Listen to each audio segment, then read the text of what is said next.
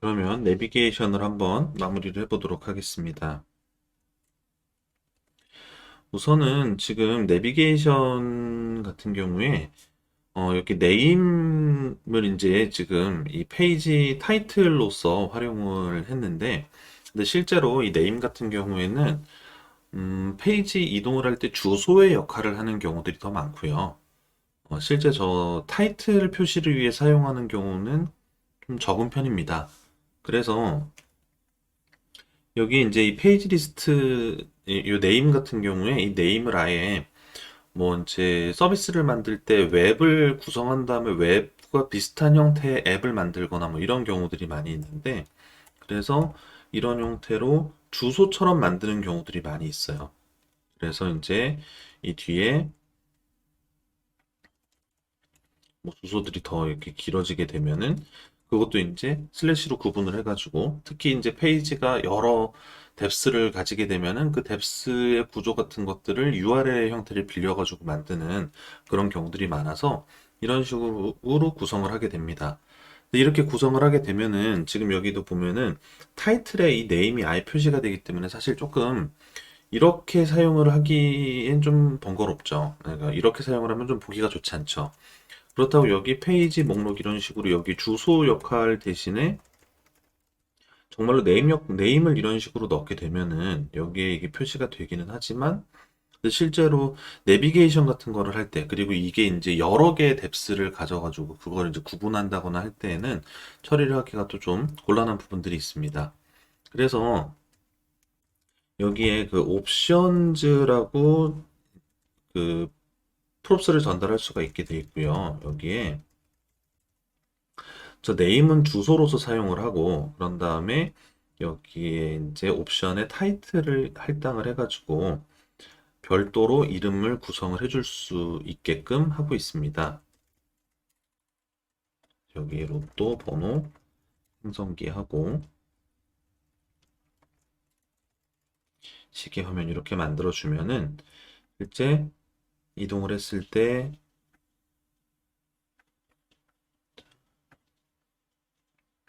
주소가 변경이 됐으니 여기에도 새로운 주소를 넣어 주고요. 그러면 로또 번호 생성기, 뒤로 가는 페이지도 페이지 목록, 이런 형태로 시계 화면 했을 때에도 타이틀 시계 화면, 뒤로 가는 페이지 페이지 목록, 이런 식으로 정리가 돼서 나오는 거를 보실 수가 있습니다. 자, 이렇게 세팅을 해서 쓸 수가 있고, 근데 이제 아까도 말씀을 드렸다시피 이 헤더를 아예 사용하지 않는 경우들이 더 많이 있습니다. 헤더를 원하는 형태로 커스텀을 해달라라고 요청이 오는 경우들, 뭐 디자인이 이제 디자인적인 요청이든 아니면 뭐 다른 이제 뭐 마케팅 쪽으로 이제 브랜드 아이덴티티에 맞게끔 뭐 여러 가지 튜닝을 해달라 뭐 이런 요청들이 올 수가 있을 겁니다.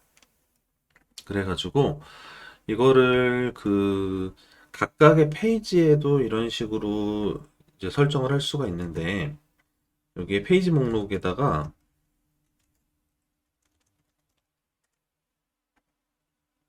자, 헤더 표시 안함으로 이제 헤더 쇼운이라는 속성을 false로 설정을 하면은 여기에서 헤더가 이런 식으로 사라지게 됩니다.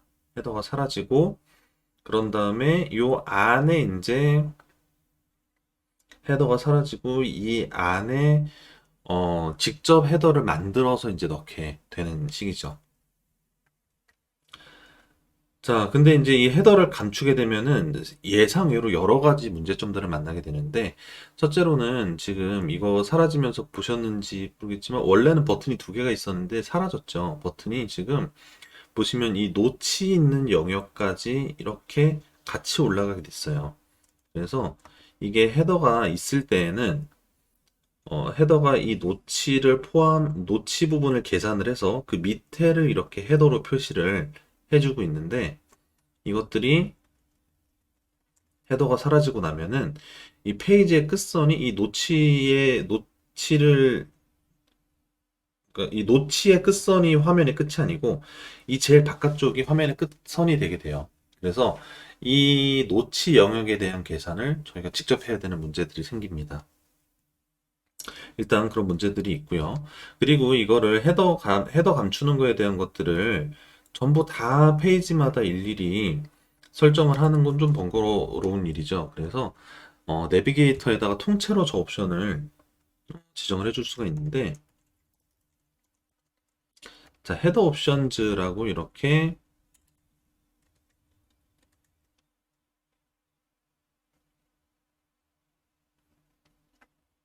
헤더 옵션즈. 저게,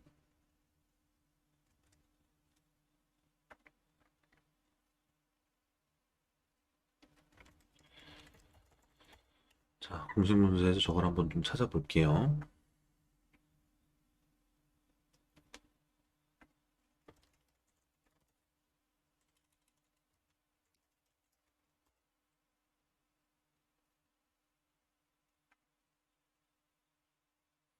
음,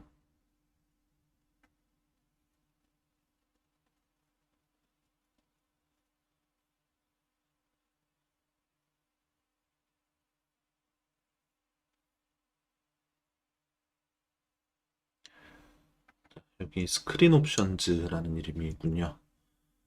매번 헷갈려서. 자, 스크린 옵션즈라고 해서 헤더 쇼wn false로 해놓으면은 전체가 다 사라집니다. 이렇게 되면은 여기 타이틀도 사실 좀 필요가 없어지기는 해요. 왜냐면 이 타이틀이 위에 이제 아예 표시가 안 되게 됐으니까요. 자, 그리고 저희가 이제 여기에 저 아까 얘기했던 헤더에 대한 이슈들은 자, 리액트 네이티브에서 그냥 뷰가 아니라 세이프 에리어 뷰라고 해서 자, 세이프 에리어 뷰라는 거를 제공을 하고 있습니다. 그래서 세이프 에리어는 저 노치를 제외하고 정말 안전하게 쓸 수 있는 그 영역을 세이프 에리어라고 얘기를 하고요. 그래서 그거를 이용을 해가지고 화면 표시를 할 수 있게끔 해주는데 이거를 이제 각각 낱개 페이지에 적용을 하는 방법도 있고요. 왜냐면은 간혹 가다가 이제 스크롤 영역을 아주 길게 쓰기 위해서 세이프 에리어를 아예 안 쓰는 경우들도 있거든요. 그래가지고 이제 이 스크린 안쪽에다가 저 세이프 에리어를 적용을 하는 경우도 있고, 근데 지금 저희는 이거를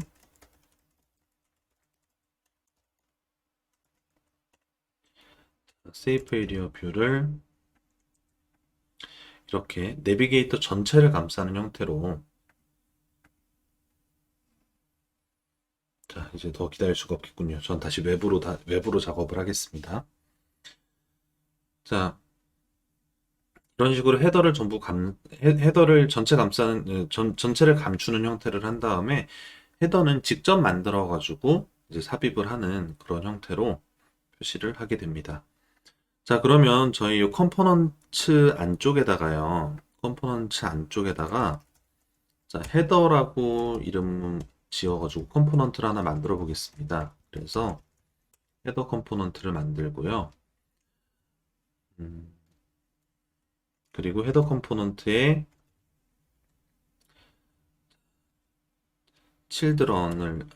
똑같이 타이틀이라고 받아볼게요. 타이틀을 받아가지고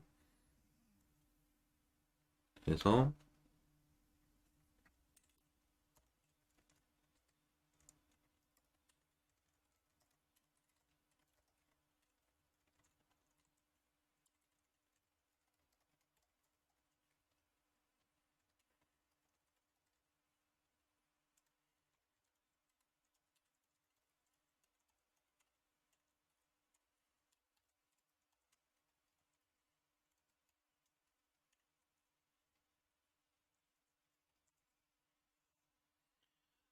자, 이렇게 타이틀을 받고요. 그리고 자, 원래 아까 이제 스타일했던 것들을 인라인 스타일 형태로도 작성을 할 수가 있는데요. 인라인 스타일 형태가 가능하면 지향하는 게 좋지만 지금은 좀 빨리 작성을 하기 위해서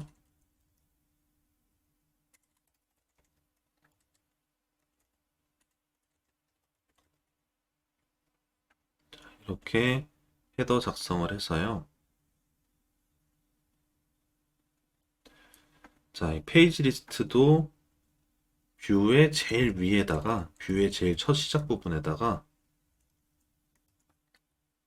헤더를 이렇게 입력을 해 보도록 하겠습니다. 헤더를 먼저 임포트를 해야 되겠죠? 자, 컴포넌트에 헤더 이렇게 불러다가 헤더에 타이틀 해가지고 헤더의 타이틀이 페이지 목록. 그다음에 페이지 목록이라고 해서 이렇게 표시되는 거를 보실 수 있을 겁니다. 그럼 이거를 로또 번호 생성기에도 갖다가 넣고 여기 이제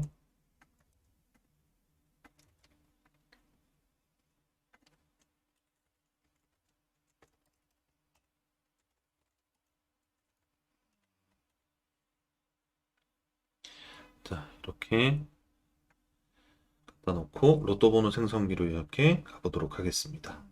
그럼 로또 번호 생성기라고 해서 이런 식으로 나타나게 되죠. 지금 헤더에 좀 필요한 것들이 자 보더 바텀 컬러 해서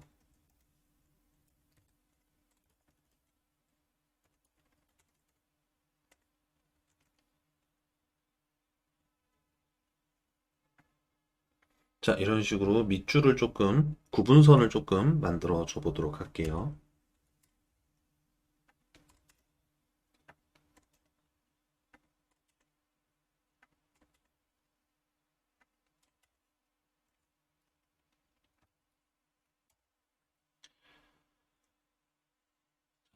이런 식으로 구분선을 만들어 주고 그러면 이제 여기에서 문제가 원래 이제 기본 컴포넌트를 쓸 때는 저희가 거기 편의 기능들을 전부 다 같이 사용을 할 수 있잖아요. 그 뒤로 가기 버튼이 자동으로 생겼잖아요. 근데 이제 지금은 뒤로 가기 버튼이 존재하지 않죠. 그건 이제 저희가 뒤로 가기 버튼이 필요하다. 그럼 뒤로 가기 버튼도 저희가 직접 만들어야 되는 거죠. 자, 그래서 저희가 뒤로 가기 버튼 같은 경우에 이제 이거를 자, justify content를 space between으로 좀 만들어주고 그리고 flex direction도 low 방향으로 해서 자, space between으로 만들어주고 그런 다음에 여기 이제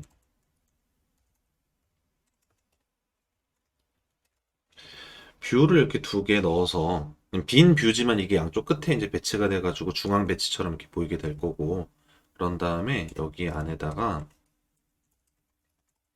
텍스트 이용해가지고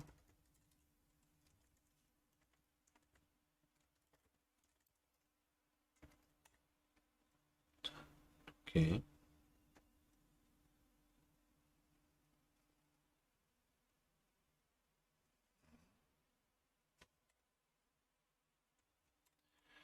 이렇게 뒤로 버튼을 여기다 이런 식으로 넣어줘 보도록 하겠습니다. 그러면은 이 뒤로 버튼이 있고요.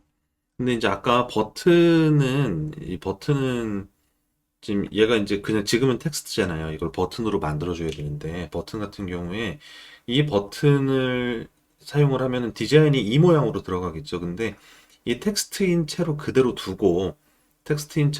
둔 상태로 이거를 링크 버튼처럼 만들고 싶은데 그런 경우에는 버튼을 커스텀하는 게 아니라 여기 이제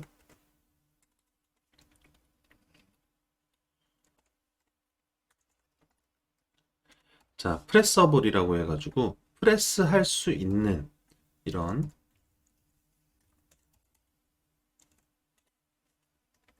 이런 컴포넌트를 제공하고 있습니다. 그래서 이 프레서블이라는 거는 온 프레스를 할 수 있는데 실제로 디자인은 아무것도 없는 그러니까 디자인은 안쪽에다가 다 직접 구현을 해가지고 만드는 그런 형태로 사용할 수 있는 컴포넌트고 이게 이제 종류가 몇 가지가 있습니다. 프레서블 그리고 이제 그 터처블 오퍼시티, 터처블 하이라이트, 뭐 터처블 위다웃 피드백 뭐 이런 이제 디자인 없이 터치만 가능한 그런 요소들이 좀 있고요.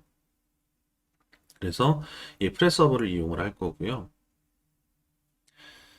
자, 이게 이제 그 뒤로 가기를 해야 되는데 뒤로 가기를 할 때에도 마찬가지로 유즈 내비게이션을 이용을 해가지고 처리를 하게 됩니다. 그래서 이 내비게이션 객체를 하나 만들고 유즈 내비게이션으로 해서 여기 이제 자, 온프레스를 했을 때 자, 저 내비게이션에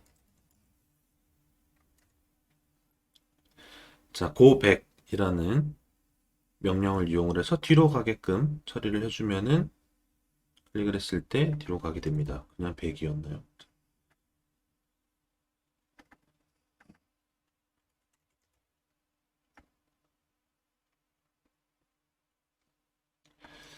자, 이게 원래 이제 에디터 사용을 하면은 코드 어시스트가 좀 같이 나오게 되는데 근데 이 스낵 이용을 하면은 그런 부분들을 전혀 이용을 할 수가 없어서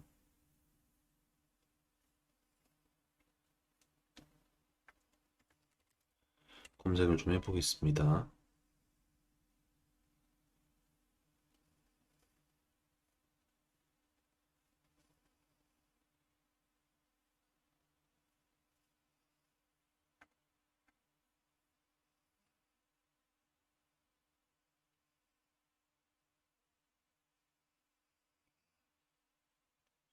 내비게이션은 고 100이 맞습니다. 근데 왜 안 될까요?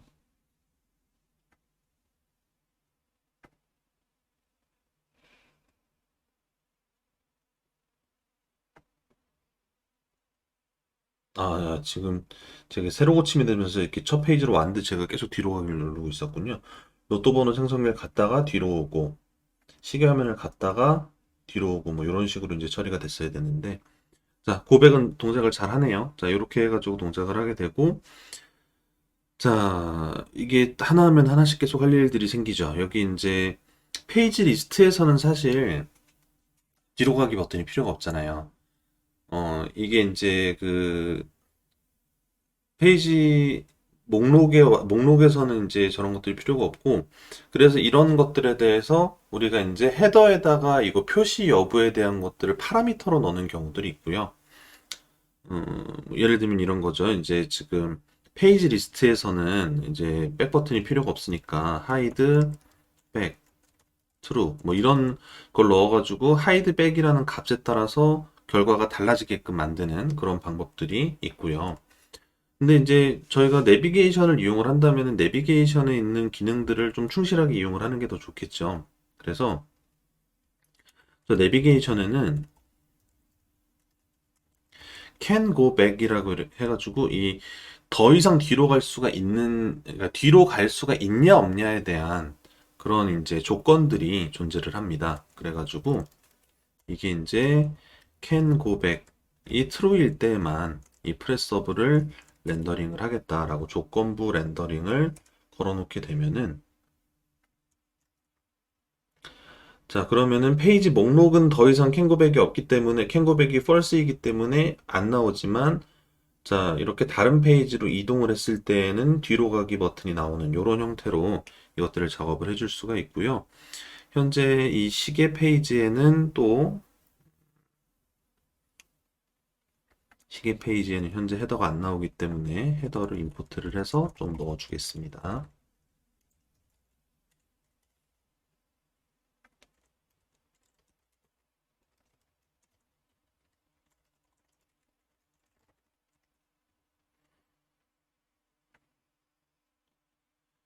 자, 그래서 시계 화면에서 이제 이렇게 처리가 되고요. 지금 여기 앱에서 이 세이프 에리어가 이 화면 전체 풀을 전체 영역을 잡고 있질 못해가지고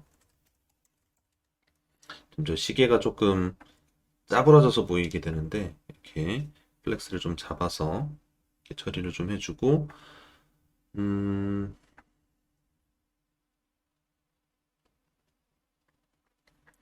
이게 지금 헤더가 앱솔루트 요소한테 좀 가려졌네요. 그럼 저희가 클락에다가 저 백그라운드 이미지에 z인덱스를 z인덱스를 0으로 밑으로 깔아서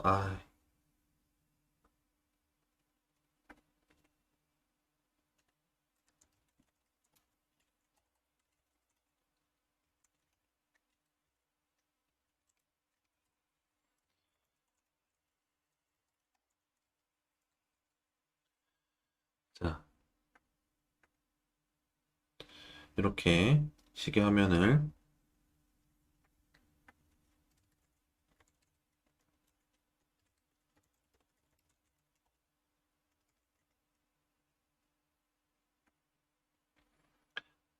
자, 이렇게 몇 가지 좀 추가적인 처리를 해서 뒤로 가기를 되게끔 이렇게 만들어 봤습니다. 그래서 이제 이런 것들이 이제 뭐 바텀 탭 내비게이터에도 비슷하게 적용이 됩니다. 바텀 탭 내비게이터도 이게 정말 평범한 플랫한 바텀 탭 내비게이터가 들어가게 될 경우에는 시스템 리소스를 그대로 사용을 하는데, 근데 요새는 뭐 중앙에 이렇게 큰 버튼이 하나가 들어간다든가 좀 커스텀된 디자인의 그런 바텀 탭이 들어가는 경우들이 많이 있는데, 그런 커스텀된 바텀 탭이 들어가는 경우에는 아예 그냥 그 부분들을 이제 네이티브 요소를 사용하는데 커스텀한다가 아니라 그 부분들을 직접 만들어 가지고 사용을 한다, 이렇게 접근을 하는 경우들이 많이 있고요. 네, 그래서 일단 헤더를 만들어서 헤더 컴포넌트를 화면상에 배치해 가지고 넣는 형태로 작업을 해 봤습니다.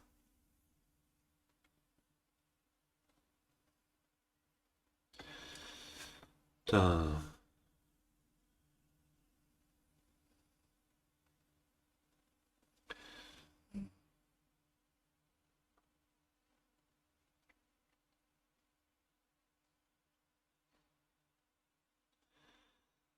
그래서 저 같은 경우에는 지금,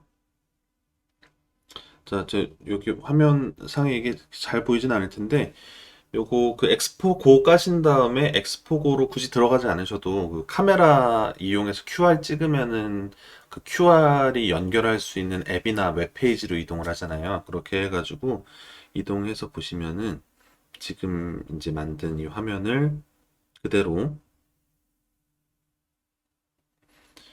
본인이 가지고 계신 디바이스에서 확인을 하실 수 있을 겁니다. 그렇게도 확인을 한번 해보세요.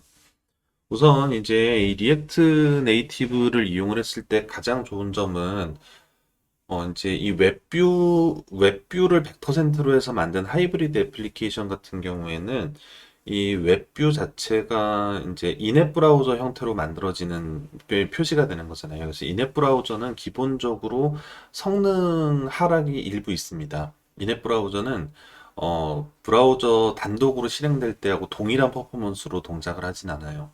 그렇다 보니까 이게 페이지 전환 같은 경우가 네이티브 애플리케이션처럼 아주 자연스럽지 않고, 그리고 이제 그 특히 애니메이션 효과 같은 걸 이제 넣었을 때는 프레임 레이트가 좀 떨어진다든가 그런 문제점들이 있게 되는데, 그게 이제 치명적이지는 않지만 그게 느껴질 정도는 되죠.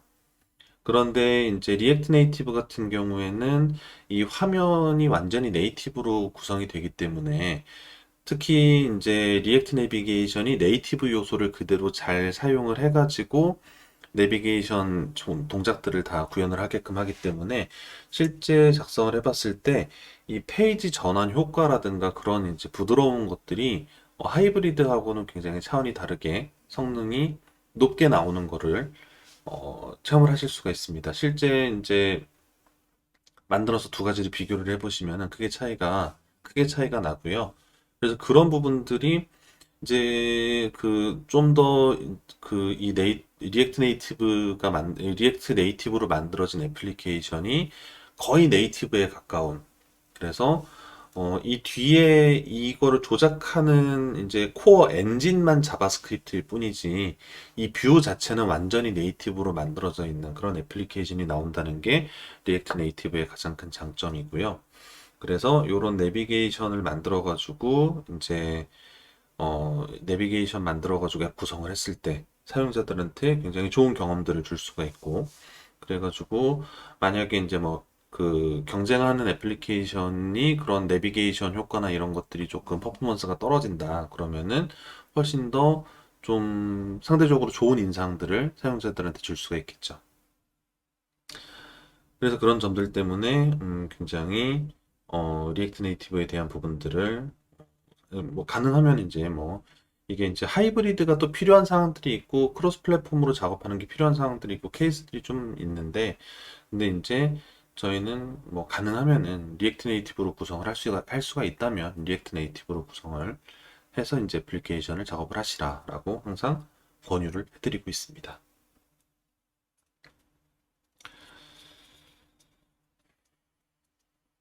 자, 어쨌든 리액트 네이티브에서 내비게이션 구성하는 방법들 간략하게 알아보았고요. 요게 이제 이후에 저희들이 애플리케이션 만들 때에도 계속해서 이런 그 내비게이터에 대한 부분들이 계속 사용이 됩니다. 그래서 내비게이터들은 이후에도 계속 이 패턴을 그대로 이제 응용해가지고 사용을 하는 형태로 이제 진행이 될 거고요. 이후에 진행을 하면서 다른 내비게이터 종류들은 소개를 해드릴 수 있으면은 조금씩 소개를 해드리도록 하겠습니다.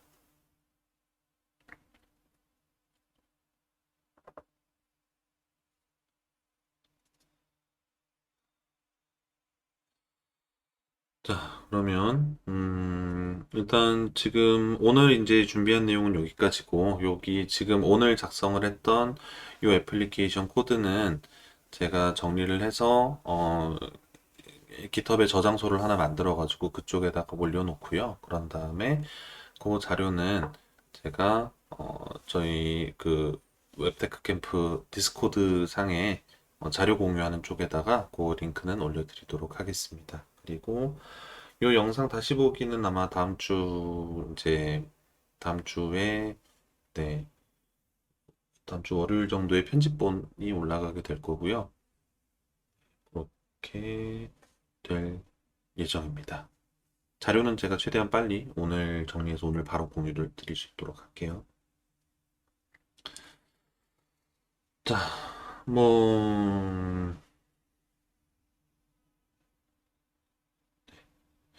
일단은 그럼 진행은 여기까지 하고, 제가 그 남은 시간 동안에는 뭐 질문 좀 올려주시면은 질문 있으신 분들 제가 답변 드리도록 하고, 제가 거기 채팅에는 좀 계속 상주를 하면서 있을 거니까 궁금하신 거 있으신 분들은 그쪽에 올려주시면 될 것 같고요.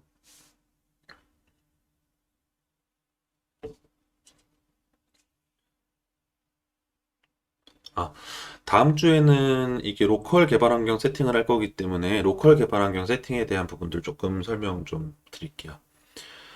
리액트 네이티브 공식 문서에 여기 그 환경 설정에 대한 부분들이 있고, 여기 이제 첫 번째 항목이 개발 환경 구성에 대한 내용들이 있습니다. 그래서 엑스포 고에 대한 설정을 하는 것과 리액트 네이티브 CLI에 대한 설정 두 가지로 이게 내용이 나눠져 있습니다. 그래가지고 이 두 가지에 대한 설정은 다 해주세요. 다음 주에는 일단 엑스포로 먼저 시작을 할 건데, 결국에는 저희가 리액트 네이티브 CLI로도 작업을 할 거거든요. 그래가지고 엑스포에 대한 설정과 리액트 네이티브 CLI에 대한 설정을 다 해주시고, 엑스포는 사실 설정이 간단합니다. 엑스포는 설치할 것들도 얼마 없고 간단하게 설정이 되는데, 리액트 네이티브 CLI 같은 경우에는 맥하고 윈도우하고 리눅스에 안드로이드 iOS, 그러니까 이 경우의 수가 굉장히 많아요. 그래가지고 본인이 이제 진행하시는, 물론 이제 맥이 아니면 iOS는 안 됩니다. 윈도우하고 리눅스는 안드로이드밖에 안 되지만, 맥OS를 쓰신다면은 안드로이드 iOS 요거 두 가지 설정을 다 세팅을 하셔서 어쨌든 본인이 개발하시는 환경에서 개발 환경 다 이제 구성해가지고 이게 동작하는지까지 테스트를 좀 해보시고서 오시면은 수업 시간에 실시간으로 같이 코드 작성하시면서 보실 수가 있을 거고요. 음, 일단 이거를 미리 해보시고 오시는 게 좋은 게 저희가 다음 주에는 요거에 대해서 정말 간략하게 이제 실제 설치 진행을 같이 하지는 않을 거고 이게 뭐 엑스코드 다운로드 이런 거는 한 뭐 6기가, 8기가 뭐 이 정도 되는 용량 다운로드 받은 다음에 다운로드 받고 나서도 또 설치할 게 있고 이래가지고 저희가 그거를 다 이제 진행하면 사실 시간 내에 하기가 좀 어려워요. 그래서 대략적으로 이제 중요한 부분들 포인트만 찝어가지고 설명만 좀 해드리고서 넘어갈 거고, 그래서 미리 설치를 해보고 오셔야 되고, 그리고 또 중요한 게, 이게 이제 그러니까 이 에뮬레이터나 시뮬레이터를 돌리면서 작업을 하는 것들은 굉장히 시스템 리소스가 많이 필요해요. 그러니까 그 컴퓨터 성능이 조금 좋아야 됩니다. 그래서 이게 그래도 맥 같은 경우에는 안 되는 경우들이 거의 없어요. 느리면 느렸지 안 되진 않는데, 윈도우 같은 경우에는 아예 안 될 수도 있거든요. 그래서 되는지 안 되는지도 미리 체크를 해봐야 되니까, 가능하면은 미리 한번 세팅을 해 보시고, 그래서 이제 구동까지 하고서, 이게 잘 동작을 하는구나, 요거까지 확인을 하시고서 오시는 게 가장 좋습니다. 그래서 그거는 미리 안내를 드립니다. 자, 그러면은 오늘 진행은 여기까지 하고요. 궁금하신 내용은 유튜브 채팅 이용해가지고 올려주시면 제가 답변도 드리도록 하겠습니다. 오늘 이제 퇴근하시고 오셔서 이것들 보신 분들 많으실 텐데, 네, 시간 내서 봐주셔서 감사하고 저희는 다음 주에 또 다른 예제들 가지고서 또 찾아뵙도록 하겠습니다. 감사합니다.